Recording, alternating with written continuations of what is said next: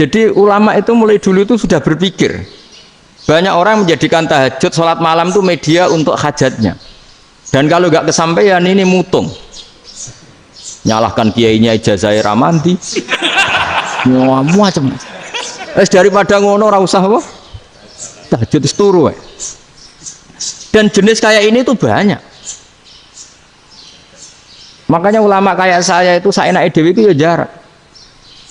Saya sering didolani muhibbin terus bilang, Gus saya doakan gini-gini saya mau nyalon bupati atau saya gini. Saya bilang gak waduh orang dongo, nak ramandi darani ulama dongane ramandi. Nak mandi kamu jadi bupati tetap nganggep karena beli. Sopo sing raro bupati saya juga beli. Ribet kan? Ketika mereka jadi ngunsurkan doa kamu apa karena kemarin beli? Yang beli maksudnya nggak beli nggak usah tersinggung. Jadi ribet ngadepin. Nggak artinya gini loh, boyo doa itu jangan dipakai begitu loh. Kalau minta nasihat, tak nasihati jadi bupati yang baik, gubernur yang. Kalau minta doa itu resikonya. Akhirnya gigi kalau diminta doa ya doa, sebenarnya diisinya itu nggak doa kemenangan. Itu mas selamat gitu. Karena ribet. Makanya Islam itu doa itu setelah iman. Aturan iman benar baru doa. Aturan iman benar termasuk Allah itu yaf'alu ma yasha, boleh melakukan yang dikehendaki. Allah nggak boleh terdikte oleh doa kita, nggak boleh. Ya saya ulang lagi ya, madzhab Hasan Asyadzili ini khas kita. Jadi la ilaha illallah itu didahulukan sebelum istighfar. Tapi kebalikannya madzhab Imam Sanusi itu dibalik. La ilaha illallah itu kalimat yang sakral. Karena yang sakral dibutuhkan muqaddimah, yaitu yang melafadzkan harus yang sudah bersih, yang sudah steril baru melafadzkan la ilaha illallah. Maka dalam madzhab Sanusiyah istighfar dulu baru la ilaha illallah. Nah, cara madzhab Abu Hasan Asyadzili kebalikan, istighfar itu sah setelah sahnya tauhid. Kamu ikut mana tuh? Asyadzili apa Sanusiyah? Alhamdulillah sama-sama tidak paham ya sudah. Akhirnya sudah. Iya, nggak kemana-mana kan. Jadi apa ya? Terus ini saya teruskan ini biar khas pesantren atau khas NU lah, kalau bahasa Pak Rektor khas NU. Ini Ben sampean tahu beberapa perbedaan itu lazim, halaman 24. Ya, halaman 24 sama 25. Tak baca ini masih orisinil. An Sufyan bin Uyainah, ini juga gurunya Imam Syafi'i. Kata Sufyan bin Uyainah, beliau cerita, kana Isa wa Yahya alaihi masalam ya'tiyanil qaryah. Fayas'alu Isa an syirari ahliha. Was'alu Yahya an khiyari ahliha. Jadi Nabi Isa dan Nabi Yahya itu satu generasi, sama-sama masih muda. Kalau di satu kampung yang Nabi Yahya tanya, ini keluarga terbaik siapa? Saya mau nginap di situ karena kumpul orang baik itu nyaman. Kalau Nabi Isa kebalikan, keluarga terburuk mana ya? Saya tak di situ. Nah, terus akhirnya faqala lahu Yahya, lima tanzilu ala syirarin nas. Kenapa kalau kamu bermalam kok malah kumpul orang-orang yang nakal? Innama ana tabibun udawil mardo. Saya ini nabi para dokter, di mana-mana dokter yang ngumpuli yang sakit, ngobati yang sakit. Makanya di NU itu ya banyak Ki Jazab mengumpuli yang nakal-nakal. Nak tepak yang entas yang nakal, nak tepak ya katut. Ini adu nyali lah sudah itu. Tapi itu ada ilmunya, yaitu niru Nabi siapa? Isa. Kalau kamu dokter penelitian tuh cari daerah yang banyak pandemi apa yang bersih? Yang banyak pandemi, karena yang namanya penelitian ya di situ kan. Kalau kamu dakwah ngentas kemiskinan, ke daerah miskin apa daerah kaya? Nah sama, kalau ngentas kefasikan ke daerah fasik apa daerah orang soleh? Fasik. Ya, tapi itu Nabi Isa. Nah kalau kamu tidak Nabi kan potensinya kan ngacut itu. Tapi setidaknya bahwa kita sering disalahkan karena punya beberapa tokoh yang ngancani fasik-fasik, itu sebenarnya ada dalilnya, yaitu Nabi siapa? Isa. Nah terus masalah tegas dan lunak. Ketika ada mahasiswa misalnya pacaran, boncengan lanang dan perempuan, itu pilihan kita apa? Kalau tegas, terus gak mau mendengar kita. Misalnya gini contoh gampang, tak beri contoh Pak D, jangan orang tua, nanti secara fikih itu beda. Nah ini kan kita orang pesantren, nah, biasa ngaji fikih detail. Kamu Pak D seorang perempuan, mahasiswi misalnya, sering pacaran. Setiap ke situ sama pacarnya kamu diam saja. Padahal kamu dosen keislaman. Mesti pawanaan kamu nyimpulkan, ternyata pacaran itu tidak apa-apa. Buktinya Pak D itu tidak negur, menengahi. Ini berarti as-sukut halal mungkar. Tapi kebalikannya, Pak D ini terkenal keras. Nak rono mesti ra diaku ponaan. Akhirnya yo ora rono. Mesti ngerti nak mesti diamuk. Nah, dua orang ini sama-sama gagal kan? Yang lunak menjadikan ponakannya pacaran terus karena enggak negur sehingga dikira membolehkan. Sing keras juga enggak sempat bina wong rono era wani. Akhirnya dua orang ini sama-sama enggak ketemu, sama-sama enggak berkesempatan membina kan? Gagal membina kan? Karena yang keras ponakannya enggak pernah situ, berarti enggak bisa bina kan? Yang lunak membiarkan berarti juga ada bina. Nah, Islam itu antara dua itu. Ya agak terlalu lunak, nggak terlalu keras. Karena kalau terlalu keras, misalnya ada kiai terlalu keras, lu masyarakat mau tanya itu gimana? Lari kan? Lu saya ini punya pengalaman pribadi. Saya ini kan kecelok orang alim. Itu kalau pernah ya saya itu berusaha ya pokoknya ya umumnya orang alim lah, tenang terus anteng, nggak gejlok-gejlokan. Itu nggak ada yang tanya. Saya mimpi ketemu beberapa ulama itu disalahkan. Terus umat saya kalau mau tanya itu ke siapa? Wong alim wis wibawa, meneng tambah banget wibawan. Wala Quran sering gojlok rektor macam-macam. Terus wong wanita kok, saya biasa ke pasar pandangan dicegot orang. Gus, putri saya itu sering keluar darah tapi melebihi batas haid gini-gini. Kalau badhe sowan jenengan, gak usah sowan ning kene mbek ngadeg-ngadegan. Terus tanya, yang haid berapa hari, Gus? Ya supaya rudat ilal adat sebelum dia punya penyakit istihadah itu berapa? 6 hari ya sudah, kembali 6 hari lainnya mustahadah, tetap sholat, tetap normal. Tapi kalau saya wibawa, moro pasar gue tasbih dulu. Iku mesti wong salaman njaluk donga yakin. Tapi baru kayak rada uraan ketemu wong-wong, dol pening ndi? Maaf pening ndi? Gus beneran Gus ketemu jenengan kula wingi badhe tua kok. Ini tanya. Jadi uraanku iku amdan. Lha nek sampean asli. Asli uraan. Karena ndak uraan lah tetap ndak wibawa kan. Jadi baru kayak uraan itu ya banyak. Saya itu kalau ngantor di Jogja itu banyak orang yang tanya. Ya biasa tuh tanya macam-macam. Karena saya uraan. Ke pasar ya orang, bahkan di bis sering ketemu orang, wah beneran Gus kalau badhe sowan jenengan badhe tanya ini. Ya sudah di sini aja. Jadi semua itu diilmoni. Nah, Nabi itu punya sisi yang dua-duanya jalan. Memang beliau luar biasa, dipilih Allah yang luar biasa. Nabi ketika wibawa itu banyak sahabat yang bahkan mengenali wajahnya aja tidak bisa. Ka'anna ala ru'usihim at-thair. Bayangannya seakan-akan di kepalanya itu ada burung yang takut terbang, saking antengnya. Tapi Nabi sekali mengeluarkan job, sekali santai, itu sahabat tanya itu sampai yang nggak pantas ditanyakan. Nabi saat tadi kumpul istri saya, tapi tidak inzal, itu wajib mandi ndak. Aro'aita law anna ahadana ya'ti imro'atahu walam yunzil. Itu ya ditanyakan. Nabi mun kumpul itu betul sakit inzal sepundi. Guys, betul lagi. Terus ya ada yang tanya macam-macam.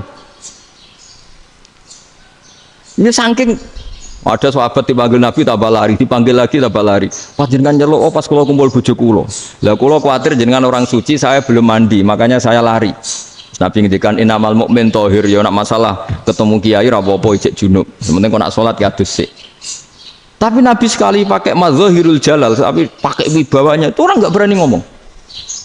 Tapi sekali Nabi rileks, itu orang bisa tanya apa saja, termasuk halal yang nggak pantas. Ya, ada sahabat itu tanya lucu, tanya Maimunah. Maimunah itu ya cantik tapi sudah agak tua lah. Maimunah, ya umal mukminin, hukumnya ngambung bojo pas Ramadan ubi. Wah gak roh aku, gak tahu diambung kan Nabi pas Ramadan. Tanya Saudah, malah orang-orang diambung kalau Saudah itu kan wis tua itu. Lucunya istrinya jawab, tanya Aisyah yang mungkin Nabi, iya yang mungkin tanya Aisyah. Itu yang usul ya istrinya Nabi Maimunah. Selalu Aisyah, tanya Mbak Aisyah. Ya Amirul ya umal mukminin gini-gini. Wah, Aisyah yang cantik masih perawan kan. Qabbalani Rasulullah bahwa oh Nabi biasa ngambung-ngambung pas Ramadan dan beliau tetap puasa. Akhirnya fakih ngarang kan wa takbil fi Ramadan wa tublah la tubtilu shauma ngambung ora. Iku udah biasa di sini. Ya nasi bojone ayu. Nah ini artinya seasik itu. Jadi garwane Nabi sing ngrasa rodok tuwa. Wah, aku ora tahu ya. Kok Aisyah serilek itu dulu itu maksudnya orang-orang Islam pertentangan itu makanya dia balik Semua ini bedanya orang pesantren sama orang kampus. Kalau orang kampus mau cerita agama itu rahmatan lil alamin, tapi nyontokno rileke ora iso. Agama itu rilek, tapi nyontokno rileke ora iso. Mergo ya rapati ngaji. Contohnya ora iso, tapi mau gawe kaidah kok Islam itu rahmatan. Jadi Nabi itu lah, Allah juga gitu. Allah itu kalau sudah memperlihatkan madzahirul jalal, itu mbok malaikat Jibril rawani. Ketika Allah dengan madzahirul jalal. Tapi kalau Allah dengan madzahirul jamal, madzahirul apa? Jamal. Iku yo gojo-gojo kan ambek makhluke gojo. Yo buli-bulian cara sakniki. Ya sampean delok ning hadis syafaat itu, akhiru man dakhalal jannah atau akhiru man kharaja minan nar, itu di beberapa judul. Ada seorang rojul yang ahli neraka ya, dintas baik pangeran, terus ditudono swarga. Gusti, swarga, sengiler tok ora wong wayu, roh wis ngiler tok. Ngerjaluk Gusti mosok roh tok ora oleh mlebu. Jarimu asal mlebu metu kon neraka ora jaluk-jaluk meneh.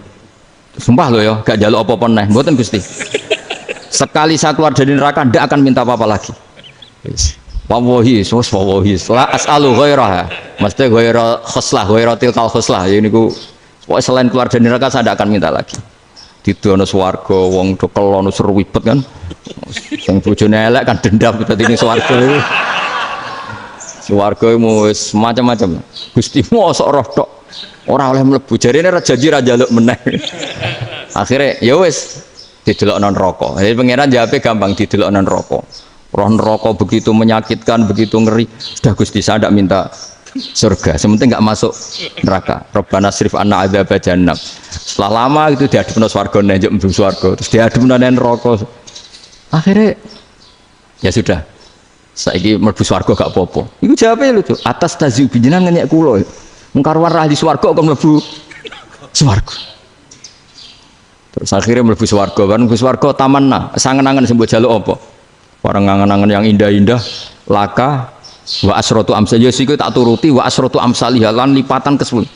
Jawab wong lanang ya lucu, atas tazi ubi wa anta rabbul alamin. Jenengan pangeran kok ngenyekan, maksudnya wis karuan aku ora pantes. Terus dari pangeran, la astazi ubika, walakinni alama asya'u qadir. Aku gak ngenyek kowe, pancen aku pangeran, nuruti kowe iku iso. Jadi Allah sendiri ketika dengan madzahirul jamal, itu malaikat ya ono sing wani bantah. Masyhur itu kan malaikat sing bantah pangeran atas alufia mayufsidu fiha wa yasfikut. Karena Allah dengan madzahirul jamal. Yang paling masyhur Nabi Musa. Nabi Musa itu ketika Nabi Mi'raj. Nabi Mi'raj itu beliau kira-kira di langit keempat lah yang masyhur atau kelima. Ngelangkai. Nabi Musa nangis, ya Rabbi ini apa-apaan? Orang sing ja'a ba'di kemudian melangkai makom saya ini apa-apaan? Dan Nabi Muhammad kan apapun hebatnya kan junior. Kok melangkai makom saya ini apa-apaan? Enggak fair. Sampai Nabi Muhammad itu tanya gini sama Jibril. Reaksi Allah gimana ketika melihat Musa seperti itu? Jawab malaikat Jibril lucu. Ya roh khiddatahu. Allah sapal gayane Musa. Biar. Jadi lucu. Ya dibiarin aja sama Allah. Tapi yang jenenge Nabi Musa itu kekasihnya Allah. Tetap berkah bagi kita. Betul. Ketika setelah Mi'raj diwajibkan sholat 50, gentena Nabi Musa kelihatan nabinya. Sebenarnya Nabi Musa itu sebetulnya loh, gak nguntungkan kita sebetulnya. Tapi yang nguntungkan, sebenarnya tidak niat nguntungkan kita, tapi nguntungkan. Nabi Ibrahim kan di langit ke-6, keren lah. Konti jong ketemu Allah ngeten-ngeten kan sholat seket. Karena Nabi Ibrahim terkenal Nabi baik, tidak bantah. Bareng Nabi Musa, kenapa diceluk pangeran? Kalau akan sholat ping seket. Inna ummataka la tutiku dalik. Wah, gak kuat umat. Serai-rai ke umatmu orang arah kuat saya keterokan. Tapi sebenarnya Nabi Musa itu niatnya bukan membela kita. Fa inna ummati la umatku sing gagah-gagah ra iso meneng umat. Berarti sebetulnya ya, itu masih pakai gengsinya gitu. Wes ngono-ngono lah sementing kita untung. Sebetulnya dia itu gak terima wong umat saya aja yang lebih kuat. Gak kuat apalagi umatmu.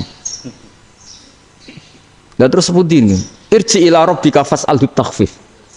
Itu berarti Allah dengan madzahirul jamal. Sudahlah, datang ke Allah minta keringanan. Allah itu baik. Minta, ambek Allah ya diringana mau 5 tok. Jadi cek 45. Balik ke Nabi Musa, piro 45, cek ra kuat umat. Wong umatku ora kuat. Dadi sebenarnya dia bilang umatku ora kuat. Lho cara Nabi Muhammad model wong Malang. Yo beda umatku mbek umatmu. Ribet kan? Beda. Lho Nabi Muhammad kan enggak seperti itu kan? Enggak punya akhlak Malang kan? Akhlak. Maksudnya akhlaknya mujur itu loh, akhlak yang baik gitu loh.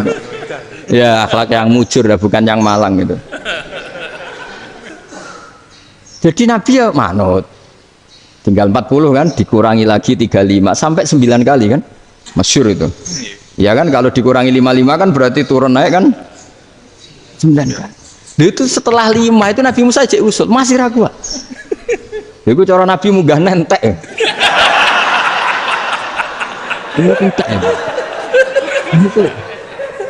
Terus iya ada tuntas betul. Bebas. Terus munggah ado-ado laopon. Ngapain itu? Akhirnya Nabi Muhammad sudah sampun ya kalimah Allah. Saya ini malu sama Allah. Sudah 9 kali dan diturutin terus. Jadi Allah kalau dengan madzahirul jamal itu Nabi Musa biasa nego sama Allah. Tapi ketika Allah dengan madzahirul jalal itu Nabi Musa enggak berani. Yaitu di hadis syafa'ah. Hadis syafa'ah ketika manusia datang ke Nabi Adam, ya tuna Adam. Ya Adam anta abul basar ngene isfa'li ana inda rabbik. Kamu saya minta mensafaati kita. Nabi Musa, Nabi Adam inna rabbi qad ghadibal yawma ghadaban lam yaghdab qablahu mislah wa la yaghdab ba'dahu mislah. Ini Allah sedang murka besar dan tidak akan murka seperti ini lagi. Sudah saya tidak berani, nafsi. Nabi Ibrahim enggak, termasuk Nabi Musa ketika di itu ya enggak berani. Karena Allah dengan madzahirul jalal. Itu Nabi Musa enggak berani. Sudah saya sendiri itu pernah salah. Yaitu saya membunuh seseorang yang enggak disuruh oleh Allah membunuh itu. Yang pas jotosi orang Kipti. Akhirnya datang ke Nabi Muhammad. Pas ke Nabi Muhammad Allah dengan madzahirul jamal. Dengan madzahirul jamal sampai Kanjeng Nabi ngendikan analah saya akan memintakan syafaat kalian.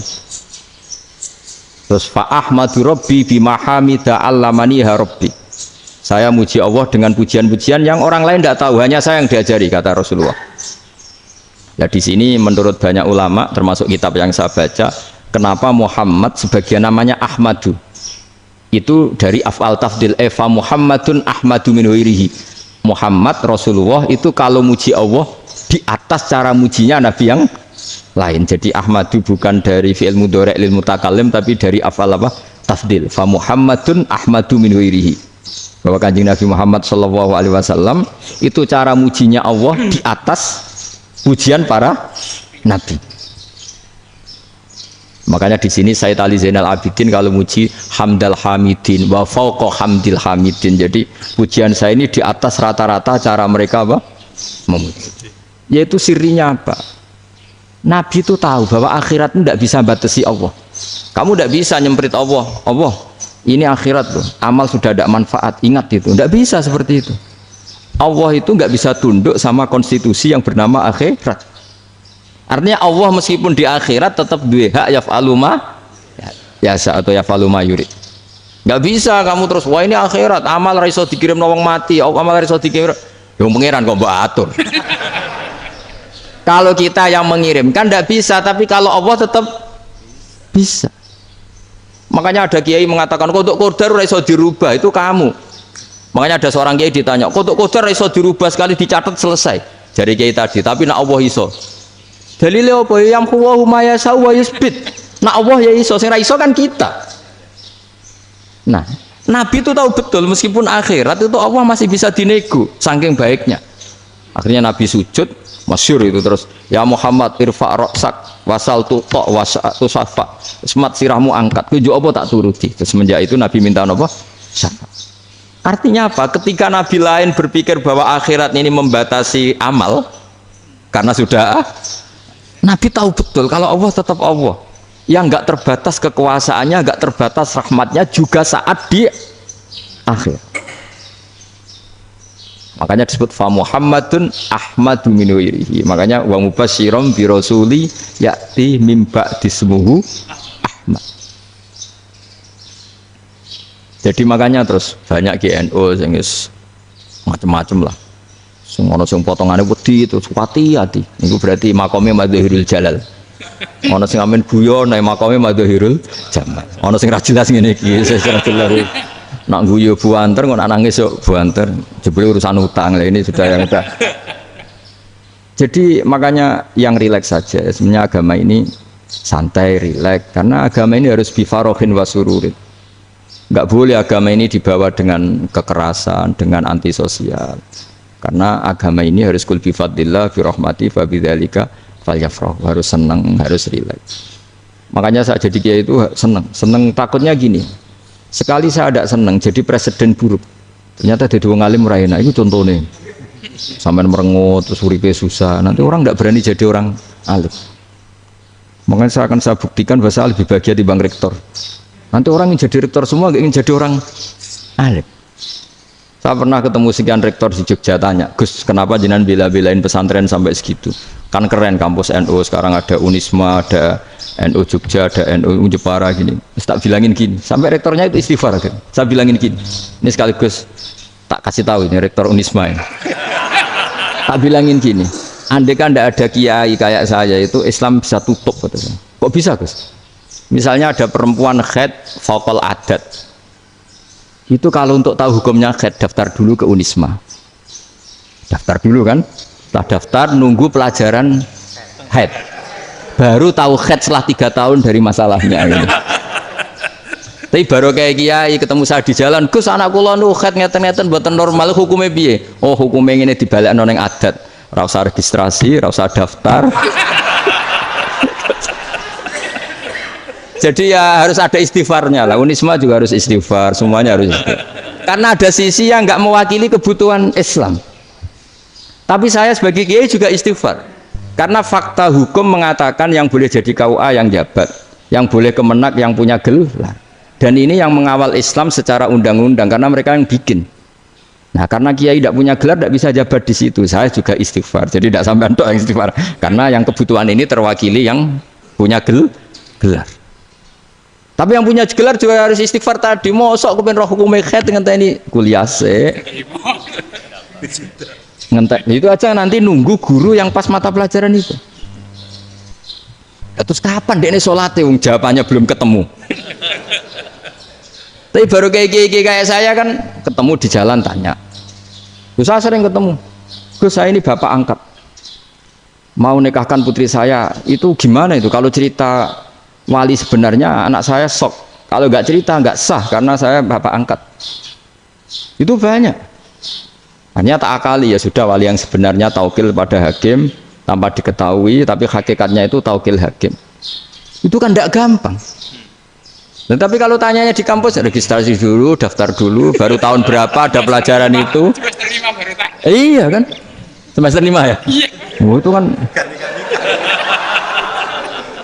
Jadi jangan kira terus sistem Unisma itu yang terbaik di dunia, enggak juga kan? Enggak juga.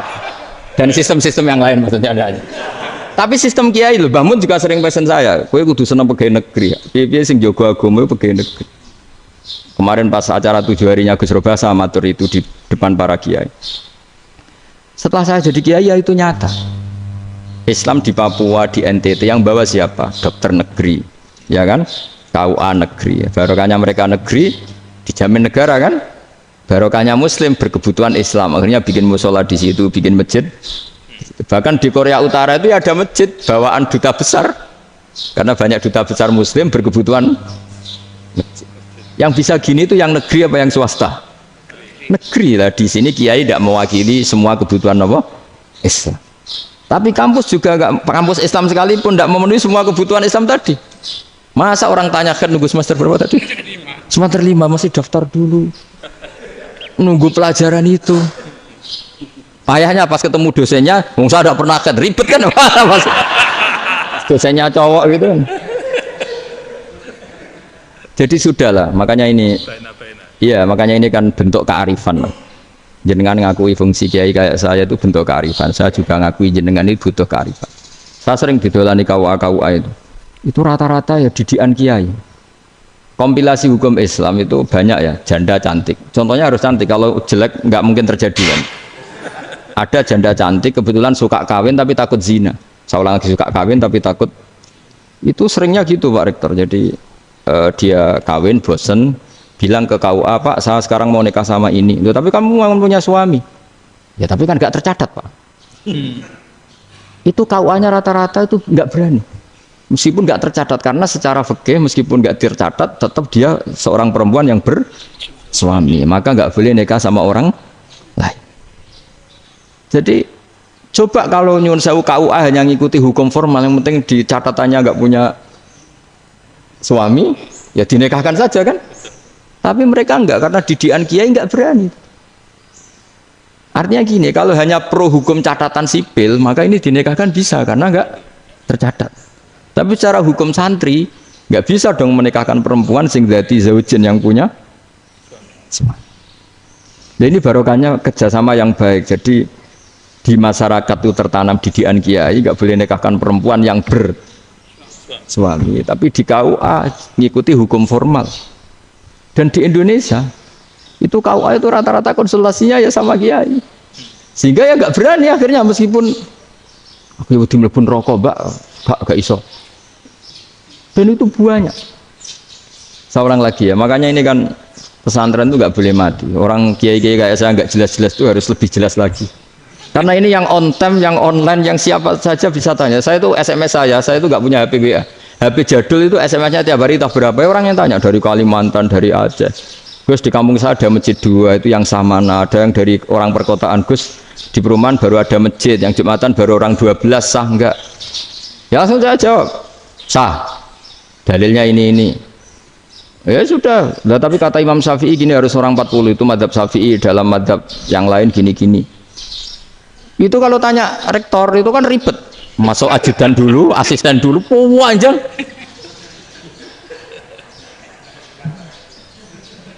Wah itu kan ribet kan.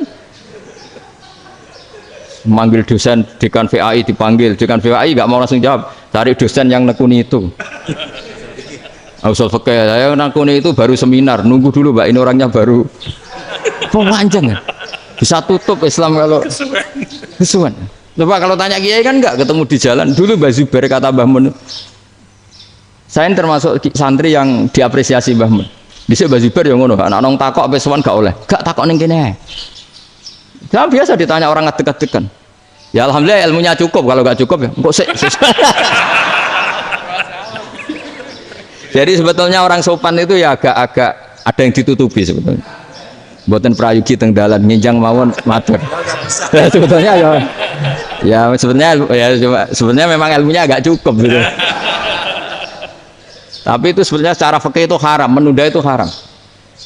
Ya haram tuh, coba bayangkan ya, kalau tanyanya sekarang, Gus saya ini sudah keluar darah 1 bulan penuh, padahal normalnya hanya 6 hari. Saya nanti sholat enggak? Kalau nginjang mawon dugi kula, berarti kan hari ini belum ada keputusan. Sholat apa enggak kan? Tapi karena modus tadi, boten prayogi nggih ngendikan ngeteng-teng dalan nginjang tengen kula. Itu kemungkinannya 2, sopan atau goblok, itu saja. Kayaknya kalau sopan enggak lah. Kayaknya enggak lah kata. Karena secara fikih itu jelas haram. Bagaimana mungkin suatu yang harus dipraktekkan nanti duhur dijawab besok, berarti duhur, asar sampai subuh belum ada jawaban, berarti enggak ada sholat kan? Ya, makanya dibutuhkan orang-orang alim yang kultural seperti ini, dan NU menghormati kultural. Tapi Mbah Mun juga sangat menghormati Islam formal, karena tadi produk-produk formal itu bisa dilembagakan oleh negara, dan itu kita ikut untung gitu. Makanya Mbah Mun kalau punya tamu KUA, punya tamu polisi sampai pejabat itu. Kenapa saya contohkan KUA? Supaya jangan kira seperti pendapat orang-orang hasud, wah mesti aja disolani presiden seneng, menteri seneng. Enggak juga. Sebenarnya semua kiai itu mulai KUA sampai polisi, polsek, polres itu seneng semua. Karena sama-sama diajak mengawal bangsa ini, diajak mengayomi semua masyarakat. Tapi kadang-kadang masyarakat ngeritiknya, jenenge kiai disolani menteri ya seneng presiden. Padahal yang sowan kiai itu ya mulai KUA, Kapolsek, kepala desa, RT, Mudin. Itu Mudin kalau tanya ya lucu-lucu. Gus kalau nate nyembelih pitik kemanian, pitik gue gede.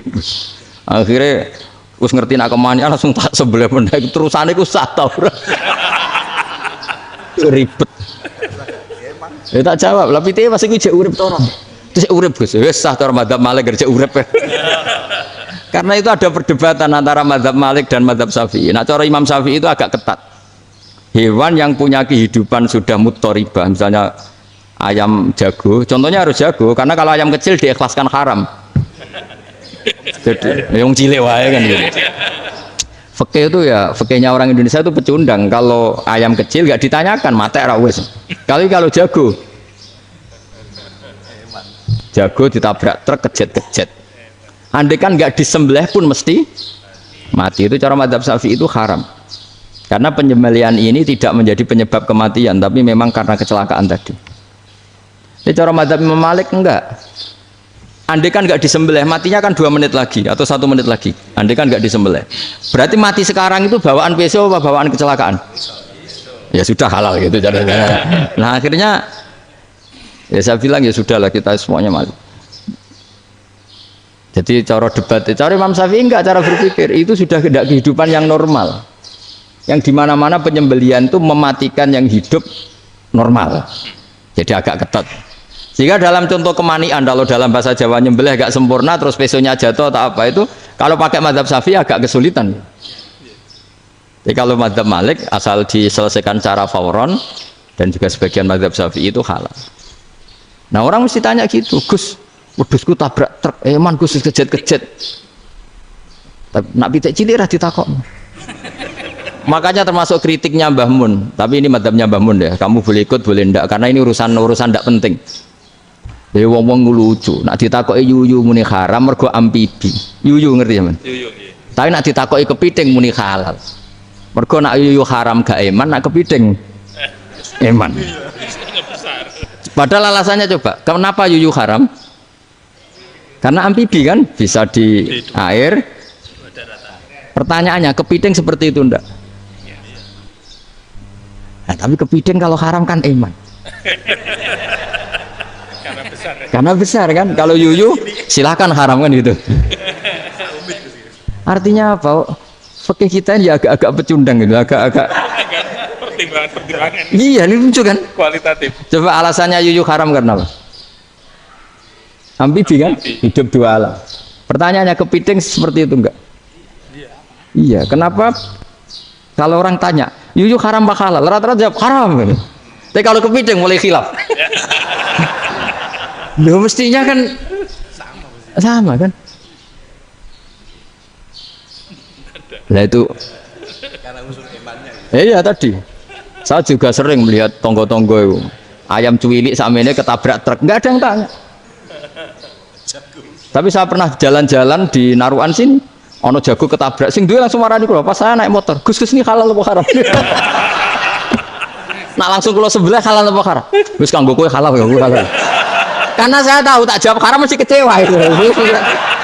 Aduh, kiai ini beratnya kan. Ya akhirnya ya saya setelah itu mate Imam Syafi'i ngapunten umat kula nu rahasia madzhab jenengan tuh ndak siap.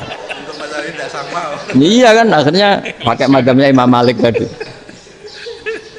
Ya tak Fatihah Imam Syafi'i ini mboten niat nglawan jenengan. Tapi ngobati tiang eman. Mergo pitike besar itu. Jadi ini kan ceritanya itu makanya yang rileks saja lah bahwa Islam ini yang rileks, yang menyenangkan karena ya agama ini harus menyenangkan. Raditu billahi robba. Raditu itu senang banget, ridho itu puas. Nggak boleh beragama pertuntungan terus emosinan, ya marem atau raditu itu marem. Jadi yang nyaman. Ya saya kira demikian. Assalamualaikum warahmatullahi wabarakatuh.